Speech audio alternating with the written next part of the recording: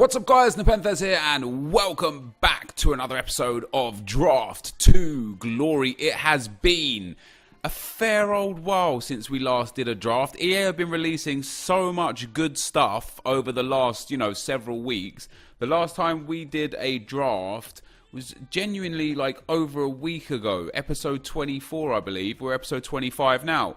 So, thank you for the support on the videos in between the last two drafts. And if you're enjoying Draft to Glory, drop a thumbs up. Let's try and get 5,000 likes on today's video. And we're going to go with a 4-2-3-1 narrow. I love this formation. I hate the fact that you can't get wingers into the formation. But we get icon Clarence Seedorf, 91 rated, 4-star, 4-star, amazing stats. We will take it. What a great way to start this draft off with a huge icon. Hopefully we can get some other huge icons into this draft. We'll take Dembele there as well. None of those strikers were great, and he's not great. Terrible reactions and composure. Alright pace, alright physicals, terrible shooting generally speaking. But he's got the sniper chem style, so that's pretty damn good. And then, come on, give me the icon Nakata. No, we don't get it. Do I want Isco or do I want Mkhitaryan? Mkhitaryan's great with the 5-star, 4-star. Isco comes in with the 4-star, 3-star. I think we'll go for La Liga. I think we'll take the Spaniard. We can obviously pop him in at cam next to Seedorf to get him on some chemistry. And then Marco Royce is another one that I'll take. I love this trio. We'll play Royce out on left cam. We'll play Isco. I would actually rather play Isco out. We'll put Seedorf in the middle for now. I would rather play Isco at centre cam, Seedorf at right cam. Obviously, 4-star weak foot, which is great. And Royce at left cam, so a lot of pace there. But this has been a great start to the draft. 187, of course, is our biggest draft so far. If we can improve on that, that would be great. Mascherano is not bad to take. Obviously, would get a soft link to Seedorf as well. And that would put all of the players on 7 chemistry. However, Weigl here would obviously give a perfect link to Royce. And is probably the smartest choice from this point onwards. So we'll take him just for now. He doesn't have the greatest chem style, pace and passing. I suppose it's not bad. His defense is okay. This isn't the... He just can't shoot, that's all. He's alright everywhere else. And a Casemiro here would be pretty much ideal. Can we get on Busquets? Ooh. Busquets is a great shout because strong links to Isco, getting him on 10 chem. Busquets with an engine as well. Terrible pace. Good in other areas, but that Kante card I think is just too hard to turn down. I need one amazing CDM in there, so we'll take Kante, even though he doesn't necessarily fit with the flow of the squads. We could take Caligiuri here, swap over the 2 cams, and get the Bundesliga right back in. Or we could take Piszczek with a... Yeah, Piszczek works. Piszczek is perfect. We'll swap over the 2 CDMs. We'll swap over the 2 cams. And that gets up to 61 chemistry. And hopefully we'll get like a Premier League left back now. And Andy Robertson in form would be nice. No, we get Kieran Gibbs with a shadow from England 2. Another Bundesliga 1 with Augustinsson. So we'll take him. We have enough Bundesliga players that we might be able to fit him in. And then in defense, there's another icon. That's what I like to see. Bobby Moore, 92 rated, goes into there and just kind of like links everyone else up together, which is fantastic. Can we get a third icon?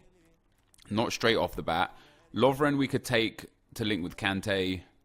Savic we could take because we've got Isco and then could go La Liga down that left-hand side. I don't know which one of these I really want to take. It's tricky, this is. It is tricky. Lovren for the Premier League is probably the best shout, but Piszczek and Weigl already have perfect chem. So I'm going to take for rating here. And then in goal, obviously an Oblak would be pretty good. Ooh, Neto or Ederson. What's the kicking of these guys? Neto with Ederson on basic. I'm going to take Ederson for our goalkeeper. I know he only soft links, and I know Neto soft links both of them, which would be great. Szczesny's not a bad shout either. I'm going to take Ederson just because of his kicking, and I should have taken the Premier League centre-back in the first place, but we're going to build into that going forwards. Now, we've already got an 87-rated team. 187 is the highest-rated draft I've had so far. If, of course, we could improve on that, that would be great. Andre Gomes, we could play him up in that cam role for the time being. Ricardo Pereira we're going to take, and we're going to pop him in that left back slot. It loses us 1 chem immediately, but we're gonna feature the Premier League down that left hand side, I think. Valbuena, Sidibe, Lucas, none of these guys really help. We'll take us Lucas for a sub. I wouldn't mind a good Premier League striker, to be fair. Kamara's not bad. Vorm not interested in. Marcos Llorente gives the perfect link to Isco, but is nowhere near as good as Kante. So I'm not going to take him. I'll take Kamara because we could play Kamara. I think he's a better card. Much, much better card than Dembele. So we'll throw him up there. Same chemistry because obviously of the soft link with Seedorf. We basically need a Premier League centre-back at this stage. And a Premier League striker and an attacking midfielder. And we're golden. We get a left-back from the Premier League, which isn't bad. Raul Garcia, Riyad Mahrez there. Now, if we wanted to go for rating, we would take Riyad Mahrez, but we don't. We want to go for a bit more chemistry. So Ashley Young can go in at that left-back role, and then Ricardo Pereira can go in at the right-back role, or rather the right centre-back role, and we'll swap those two around. And that gives us, guys, 97 chemistry now and 87 rated. So we're 3 chem points away. We are 1 good Prem player away. We get Marquinhos in there. Sadly, he doesn't... Oh, Marquinhos does work. He gets to 8 chemistry, though, not 10 chemistry. Because he'll soft link to Edison and soft link to Moore, of course. Or we could take Sterling because he's way higher rated and a Premier League player that we could sub on. So we will take Raheem Sterling, 85. So I do need some big cards here if we want to get that 188, if possible. If not, we've obviously got 2 big icons. We'll take Alisson for sure, although he's got Wall. What does Wall boost? Kicking, that's perfect. So we'll take Alisson as an 86 rated. I'll play him. Who's probably better, actually? Edison has 1 more diving, 3 less handling, 4 more kicking, 2 less reflexes, 3 less positioning, but it's way faster. I think we'll go with... I'll check the in-games. Once we get the full squad built and put together, we'll check the in-game stats of each of them and we'll go from there. We get ourselves another Premier League player. Left back Nacho Monreal on an anchor. I don't think I want him. So who's the highest rated here? Criscito is the one that we'll take for that. Our defence is alright. Right, this last defensive slot, if we could get a Premier League centre-back, obviously would be ideal. We can't. So we'll take Munir. Man, imagine if I took Marquinhos now. We'd have a really good... setup down there. Everyone would be on full chem. Munir would be on full chem at right back. Marquinhos would be full chem centre back. Goalkeeper would be full chem. Vigal would still stay full chem. That sucks that we didn't take him. We might have one more defensive option pick in the very final choice. Here's our silvers out of the way. We actually get Ibrahim Afellay, who gives us the chem boost. No, he doesn't. Interesting. Oh, he's not Premier League anymore. That's why. Isco can go back in there for us then, no problem at all. Last few picks coming up here, guys. Vecino is a good card. McCarthy is a Premier League card, but a CDM, so it doesn't work. We're going to take this guy anyway. We're down to 185 now, so I don't think we're going to get the rating, the big rating there. Ooh, that Neymar card is beautiful. A great sub for us on the bench there. 2 icons in the team, unless we get a third and final one right here, which we don't. We do get more Premier League players. Van Ginkel would work for chemistry. Would work great for chemistry, actually. But we don't have a striker from the Prem. We're going to take Van Ginkel. We're going to pop him up there instead of Isco. That puts us to 186. Once we swap out Sterling for Afellay, that takes us down to 185. Savic for Criscito. Back up to the 186. And then Lucas. So this is only a 186 draft. So almost our best draft. 187 is our best so far. I'm not overly keen on Pereira at centre-back. What's his stats at? High, 5'9". Good pace. Alright defending. Would Ashley Young be better suited here? High, medium? No, he wouldn't be. So Pereira is definitely going to be our centre-back. Unless we use Kante as the centre-back. Sub out. Make some subs straight away, you know. Like, we could put Kante in that centre-back role. He'd be... I mean, obviously he's a bit short, but the rest of his stats are phenomenal for a centre-back. We've got Van Ginkel in there as well, who I don't want. So I think what we could do here is we could sub on Vecino for CDM, pop Kante into centre-back, or maybe we just swap out Piszczek in-game. 6 foot, 4-star weak foot. Much better suited to a centre-back. So that's what we're going to do. We're going to swap around Pereira and Piszczek in-game, guys. We're going to keep this team to start with. Van Ginkel will come off for Isco in due course. And Neymar will come on for Kamara up here in due course. And that is going to be the team that we take into the draft with Vecino as our backup and Sterling as another good backup player. So that, guys, is the squad. Let's take our manager to see. A Premier League manager would be ideal. We don't get one. Other than that, a Portuguese manager would be ideal. I think everyone's on 10 chem except for, yeah, Premier League and MLS. Now, we don't have any of the right managers here that's going to help us boost at all. Italian doesn't help either. So the manager is completely irrelevant on this occasion. That, guys, is the squad. Let's get in to the action. Okay, guys, as we go into the gameplay, the first opponent we come up against has got a 4-3-3 team. Not the greatest team in terms of individual personnel with Coleman, Aurier, Rose, and the goalkeeper there. Not amazing, but then he's got some absolute beasts in there with Mane, Kane, the 87 Mahrez, De Bruyne, and Fabinho. And I tell you something, this was definitely one of the hardest, Game 1 games I've had in a long time in draft. Neymar on as a fresh sub there from the half-time just obliterates all the Royale for pace. Just showing the pace does matter in this game. You just got to make sure that you use it at the right time. It wasn't long before my opponent pulled it back to 1-1 after what was just a really close first sort of like 50-60 minutes. Just almost straight after kickoff there, a couple of possessions after kickoff, we eventually got back in behind with Neymar. Fake shot stops inside, hits that with the outside of his right foot, even though I wanted him to hit that with his left foot, but he put it in the back of the net for 2-1. The giant goal kick, which is why we took the two Brazilian goalkeepers to utilise that, ended up working out for us well, and Isco taps that one home into an empty net for 3-1. And then late on in the day, my man had finished playing. He'd given up. He realised he couldn't get back into the game, and we got a very, very easy goal with Neymar to make it 4-1. So a nice 4-1 finish going into game 1 against a really tough opponent. James F36 there doing bits. I ended up having a few bits of possession there.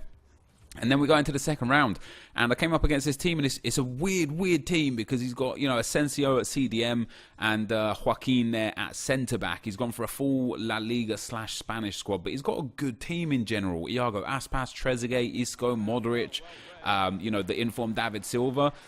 When he didn't pause it straight off of kickoff to make changes, I knew this was going to be an easy win, and it was an easy win. I got the first goal in after just 8 minutes. A few minutes later after kickoff, he just pauses it, rage quits, and that was the end of that. So we get one of our hardest ever round 1 games into our easiest ever round 2 game, sends us through into the draft semi-final, which is fantastic. I haven't played draft in ages, so adapting back to the style of draft is going to be a bit tricky. And we come up against a beast team into the semi-final. He's got Van Dijk in there, Dele Alli, Paul Pogba, Cristiano Ronaldo, and Raheem Sterling. He subbed off Bernardeschi there with his new updated picture and brought on Neymar, which obviously wasn't going to be very easy. And we end up conceding the first goal in this game. Bernardeschi makes that pass before he gets subbed off. Chilwell with the first time pass, and Piszczek just kind of lets, or Bobby Moore even, but kind of just lets Ronaldo just get in front of him there. Very frustrating to concede a goal so early. Such a weak goal to concede. We did get back in though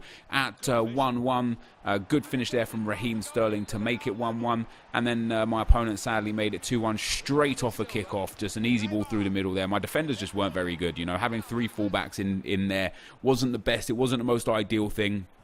It was causing me problems the whole game. This guy was just countering me. He took the early 1-0 lead and then just started countering. Took the 2-1 lead off a kickoff, started countering.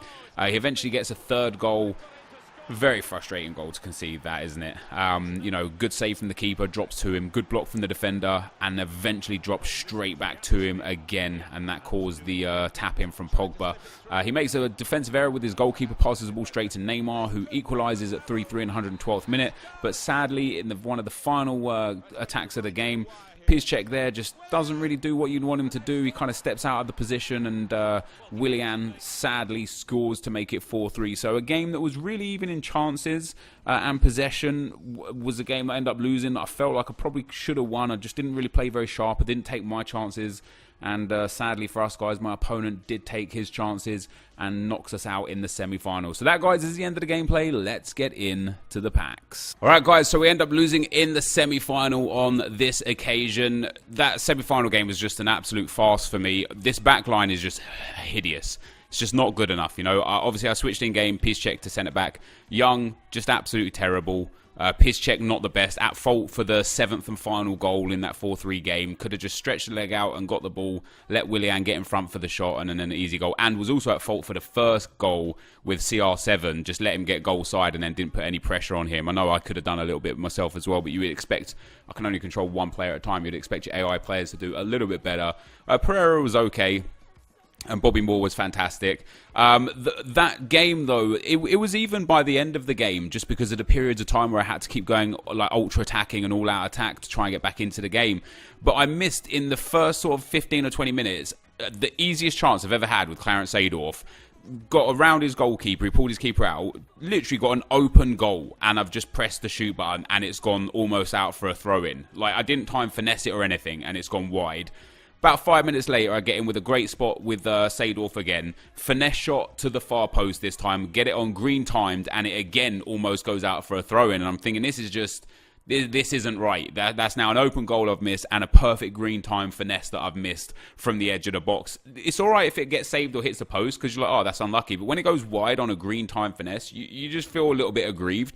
And then several times throughout that game, Neymar, who did end up scoring, I think, 2 of the 3 goals that I scored, again, in great areas for green time finesse shots, and they just kept going wide, not even getting saved or anything, just going wide. I don't understand, really. I don't understand how I missed so many shots in that game. I feel like I should have put that guy away.